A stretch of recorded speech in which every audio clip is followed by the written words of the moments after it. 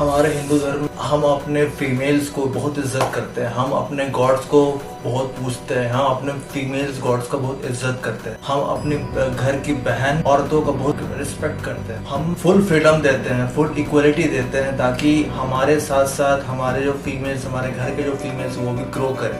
हमारा हिंदू धर्म हमें हमको ये सिखाता है कि हमेशा सबका रिस्पेक्ट करो ताकि आपको भी रिस्पेक्ट मिले। सो हम हिंदूज हर रिलीजन, हर कास्ट, हर धर्म का हम लोग रिस्पेक्ट करते हैं। So that is the philosophy of Hindus that we have.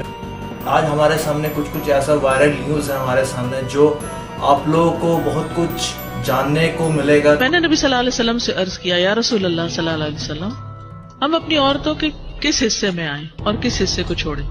तो उस पर आप सल्लल्लाहु अलैहि वसल्लम ने फरमाया, तुम्हारी बीवी तुम्हारा खेत है, तुम अपने खेत में जहाँ से चाहो आओ। तुम्हारी औरतें तुम्हारे लिए खेतियां हैं। जैसा एक किसान अपने खेत में बीज डालता है ताकि उससे फसलें निकले, तो तुम्हारी बीवियां तुम्हारी औलादों की पैदा होने की वजह है ना, उसके बगैर कैसा हो? तो तुम जो है अल्लाह रब्बुल इज्जत फरमा रहा है कि तुम जो है फिर जहाँ से चाहो वहाँ से अपने बीवियों में दाखिल हो। ठीक, 40 साल के बाद बच्चा पैदा करने की सलाहियत कहाँ है? तो कैसे उम्मीद रखते हैं तो वहाँ से इतने बच्चे बढ़ेंगे? तो दो लोग टाइम पे फर्टाइल जमीन के ऊपर आप जब मिट्टी डालोगे और दवा डालोगे तो वहाँ से तो धान ही धान उगेगा, खेती अच्छी होगी, लहलहान होगी, तरक्की होगी। सो मुस्लिम धर्म के अनुसार फीमेल उनकी खेत है। सो वो जैसे चाहे वो फीमेल्स को यूज कर सकते हैं और उनसे 10-15 जब शाहजहां और मुमताज की जब शादी होने के बाद उनका करीब से करीब 15 to 16 1000 रुपए में एक लड़के को खरीद के मेरा हलाला करवाया गया। तो मैं मौलानाओं से पूछना चाहती हूँ कि कौन से कुरान में लिखा हुआ है कि पैसे से खरीद के एक औरत को अपने घर की इज्जत को दूसरे के हवाले करो और फिर उसे अपने घर में वापस लेकर आओ? क्या यही इन लोगों का ज़मीर है? क्या यही इन लोगों की इज्जत है जिसे सरेआम अपने घर की इज्जत को नीलाम करते हैं? ये इसके दोस्तों ने और ये सब ने मिलकर यही फैसला किया कि इसको बच्चा भी हो गया तो जाने नहीं देंगे, तो कर लेते हैं। क्या कर लेते हैं? हलाला कर लेते हैं। जी। तो आपका हलाला किससे करवाया, किससे निकाह करवाया आपका? फिर तो उसके दोस्त से। अच्छा, ये उन्होंने नियत करके करवाया था? जी, नियत की कि आपसे दोबारा निकाह करेंगे, लेकिन पहले अपने दोस्त से आपकी साथ निकाह करवा दिया। जिस दोस्त से आपका निकाह हुआ था उनके साथ आप कितने अरसे रहे? एक ही दिन। एक दिन रहे। कितनी दफा इनकी तलाकें हुई हैं? इनकी कोई 6 दफा तलाकें हुई हैं। 6 दफा तलाकें हुई हैं टोटल जो हुई हैं, जो हलाला और जी कोई टोटल 6 बार इनका निकाह हुआ है। और बड़ा यानी मैं बता रहा हूँ कि जब हमने इसने आके सुनाई थी तो हमें तो यकीन नहीं आ रहा था कि इस तरीके से भी होता है हमारे माशरे के अंदर, हमारे लोगों में। और जो सबसे बड़ी जो अफसोस की बात थी, जो दुख की बात थी, वो ये थी कि वो साहब जो थे वो खुद लोगों को नमाज पढ़ाते थे, लोगों को दर्स देते थे और लोग धोखे में थे उनके। हलाला आपको मैंने बोला कि आज चलते हैं, 1 हफ्ता हो गया, तो उन्होंने बोला नहीं कल जाएंगे। जस्ट इतनी बातें, उन्होंने कहा तलाक। कितना अच्छा सोच है, वाह वाह। और आप सब हिंदू गॉड्स को गाली देते हो। आप अपने खुद के गहरियान में झांक के देखो कि आप लोग कितना ज्यादा मिस्टेक्स हैं, लोग कितना इलॉजिकल बातें पढ़ाई जाती है। फिर मैं चली भी जाऊं तो क्या फायदा? फिर हलाला करके मुझे छोड़ दे। फिर हलाला क्या हो?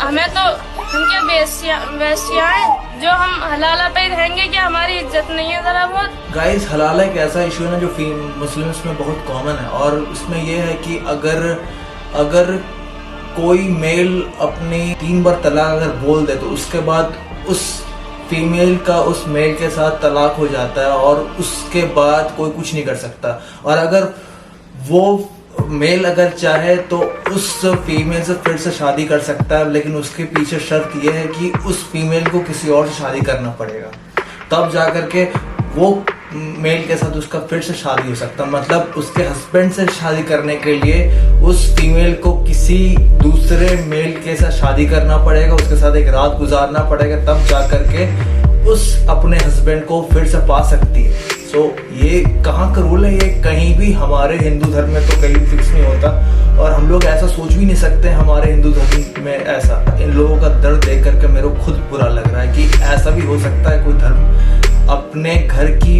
इज्जत को किसी और के ऊपर नीलाम करे और फिर से उसको पाने के लिए किसी और को बेचे, फिर उससे शादी करे। ये कहाँ का नियम होता है? मेरे को कहीं भी ऐसा नियम दिखता नहीं है किसी भी और धर्म में। इनकी तलाक़ें हुई हैं इनकी कोई 6 दफा तलाक़ें हुई हैं। 6 दफा तलाक़ें हुई हैं टोटल जो हुई हैं, जो हलाला और जी कोई टोटल 6 बार इनका निकाह हुआ है। और आप सोच सकते हो उस फीमेल के साथ 6 बार हलाला हुआ, मतलब 6 बार उसका दूसरे मर्द के साथ शादी हुआ, फिर जा करके 6 बार वो अपने खुद के शौहर के साथ उसका फिर से शादी हुआ। ये रूल्स मेरे को इलॉजिकल लगता है कि यार ऐसा भी हो सकता है दुनिया में, ऐसा भी रूल होता है। क्या ये सब रूल्स आपके लिए सूटेबल है? अगर आपके लिए ये सब रूल सूटेबल है तो बेहद जा करके आप इस्लाम को कबूल करो। और अगर ऐसा हो सकता है कि आपको ये सब रूल्स अच्छा लगता है क्योंकि कुन कुन लोगों को अच्छा लगता है, तभी जा करके अपना धर्म को चेंज करके मुस्लिम्स बनते हैं। सो अगर आपको सूटेबल है ये सब रूल्स तो शौक से आप मुस्लिम धर्म अपनाओ। देखो आज मैं आ रही हूँ जिंदाबाद पास में और हमने इसे बोला कि तेरा नाम क्या है। हमने याद लग रही थी, मैंने बोला कि नाम क्या है, इसने अपना हिंदू नाम बताया। हिंदू नाम बताया इसने कि मेरा कमल नाम बताया, कि मेरा कमल नाम है किसान। हमने यहाँ पे प्रूफ दिया, उसके बाद गूगल पे करी इसे तो ये मोहम्मद नाम आ रहा है अली।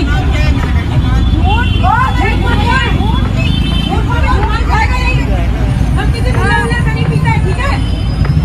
हमारे हिंदू भाई बहन हैं यहाँ पे जिनसे पी सकते हैं। ये ऐसे आपको बहुत सारे लोग मिल जाएंगे जो आपको फेक नाम बोलेंगे, आपका हिंदू नाम बोलेंगे या फिर क्रिश्चियन नाम बोलेंगे, ताकि आपको अपने तरफ अट्रैक्ट कर सके, आपसे दोस्ती कर सके। दोस्ती करने के बाद आपका धर्म परिवर्तन करने में आपको मजबूर कर सके, आपको लफ्ज़ जिहाद में फंसाए। सो ये सब चक्कर में मत पड़ना और थोड़ा सा लॉजिकली सब चीज़ को सोचना, तब जा कर के कोई डिसीजन लेना लाइफ में, क्योंकि life is very important because we are only having one life. अगर इस लाइफ में अगर आप अच्छा काम करोगे तब जाकर नेक्स्ट टाइम मनुष्य का जीवन आपको फिर से मिलेगा। अगर इस टाइम अच्छा काम नहीं करोगे तो मनुष्य का जीवन नेक्स्ट जन्म में नहीं मिलने वाला।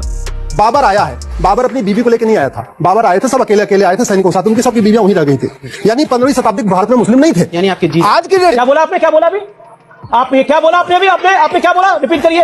What is it? आपने सुना क्या बोला? क्या बोला? बाबर जी जाते हमारे इंडिया के जी जाते हो। अकबर की पत्नी जोधाबाई थी, हिंदू धर्म से थी, तो जो उनके जो राजपूत थे राजस्थान के, जो जोधाबाई के जो ये भाई थे, ठीक है। बाबर कहाँ, अकबर कहाँ भैया? शुएब भाई को एक कहावत बताना चाहती हूँ, अंग्रेजी की एक कहावत है, let me give you the taste of your own medicine.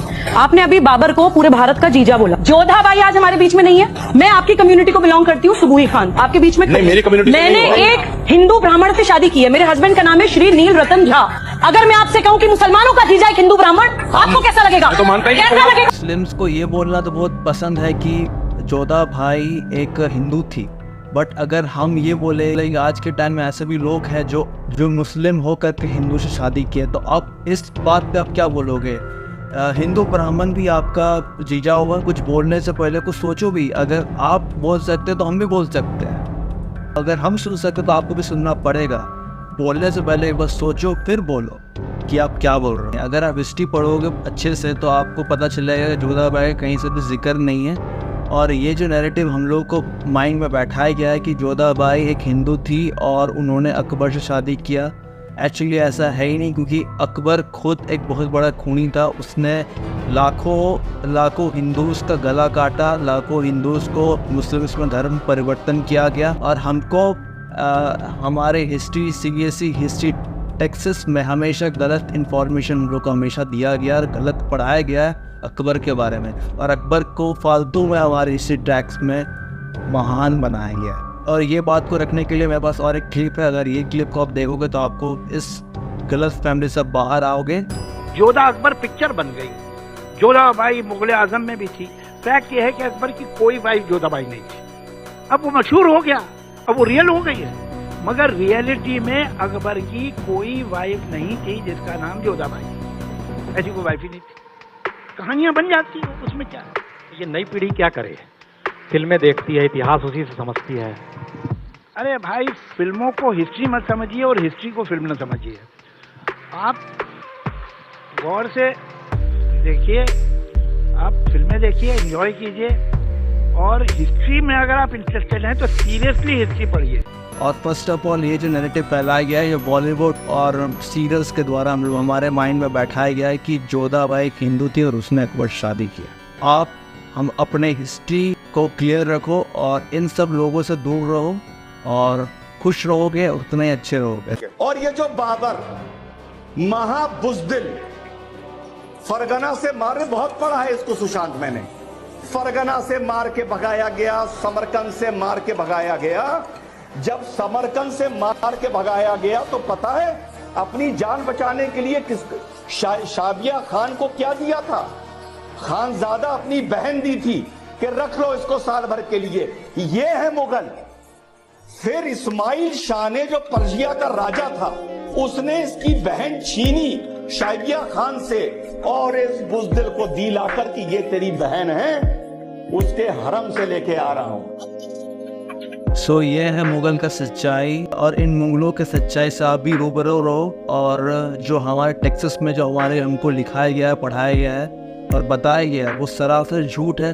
सो इन सब झूठी कहानियों से दूर रहो और अपनी हिस्ट्री को हमेशा संभाल के रखो, क्योंकि हमारा हिस्ट्री, हमारा कल्चर हमारे लिए स्वाभिमान है और हमारा कल्चर इतना महान है कि हम सबको एज अ इंडियन अपने में गर्व करना चाहिए कि that we are Indians, we are born in India.